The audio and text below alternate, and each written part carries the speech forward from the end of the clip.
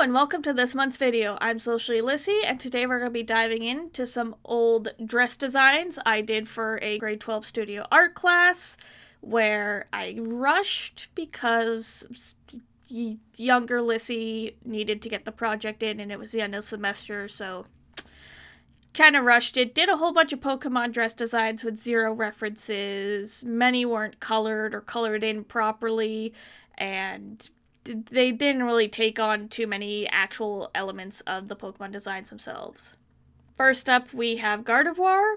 Now, this is the one I'm probably least impressed with, just because actually reflecting and looking on the design and comparing it to even just like Mega and regular Gardevoir's design, it doesn't take a whole lot besides just the very flowy dress. So with this one, I decided to give it an Empire or Empress waistline dress to kind of cut off in the same spot as where the green does on the Gardevoir design. I gave long sleeves instead of gloves, just to again replicate that, I guess, low neck top style that Gardevoir's design has. A part of inspiration I did take from the Mega Gardevoir design was to make a bow using kind of like the pink butterfly chest plate that's coming off of Mega Gardevoir. I still, of course, kept the flowy dress design as similar to that of Gardevoir's skirt. I also gave a slight earpiece too, to kind of represent the poking out part of Gardevoir's design. I was kind of worried that the hairstyle was going to look a little too Karen-ish, but after coloring it in and filling out some stuff, I realized that the design actually came out a lot better than I was expecting. So definitely an improvement to the previous one.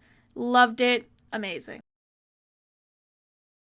Next up we have, and please forgive me, she's one of my favorite ghost Pokemon, but I always struggle to pronounce the name live and in real time. Mismagius? Mismagius. This one was colored, but I didn't take the color strictly from the Pokemon. I just took whatever I had in my box and tried to match it closely. Again, many of these were done without references. The only thing that really represents the Pokemon in this design is the hat. Of course, I kept the hat, but I decided to make the dress look almost more like the body of Miss Magnus and have it shorter, and I fixed the sleeves to, instead of being super flowy, kind of have the little riffles coming off, just normal sleeves. I also did a little bit of I guess not really an Easter egg, but I took the little mouth part and made it into a choker necklace in this design, and then I also moved the gems down from the chest and made them more like a belt, because I felt they just kind of helped break up the overall dress design. I felt like there was a lot of stuff going on at the top and not a whole lot going on at the bottom or midsection. This one I got really into playing with some effects and lighting because it was one of my favorite Pokemon, so I went a little bit above and beyond on this design, and I'm really happy I did because it makes her look so much more magical and ghosty and spooky and mysterious. I also kept the boot part of the design too. I brought to kind of touch on that a bit from the original design. All in all,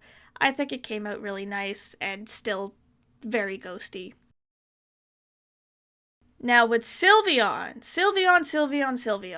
The original design was supposed to be based off like the 1950s poodle skirts. I did a little bun because I thought that was cute. So with the new design, I tried to kind of keep along the same lines. I decided to do like the double bun ears, the double buns to kind of represent almost like the evolution ears because they have like really big pointy ears and I love that. But I noticed that as I was redesigning the dress, one, the pose I think was too dynamic. It didn't show off the dress in the way I wanted it to, as well as I felt I was putting too many flowy parts, too many ribbons, too many things dangling, and just too many bows altogether. So I redesigned this design quite a few times. The buns and the hair I think were what were throwing me off face and head wise, just because I didn't know how to make it look appealing in the way I wanted. Finally, I settled on a more stable, steady design similar to the previous two, where it still showed off the dress but was kind of playful and fun. I decided to give her pigtails to kind of represent the ears because I thought that just might be a little better suited. When it comes down to the coloring of the dress, there was a lot of white in Sylveon's design, so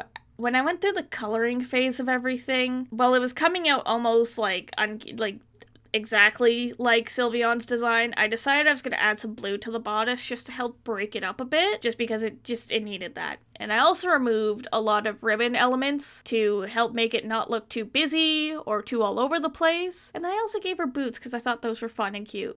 Now we've come to the end of the video, and I'd just like to thank my Patreons and my Ko-fi supporters for helping this video become a possibility. If you liked today's video and you want to see more like it, be sure to like and subscribe, or follow me on my other social media channels. Thank you for watching, and I will see you next time.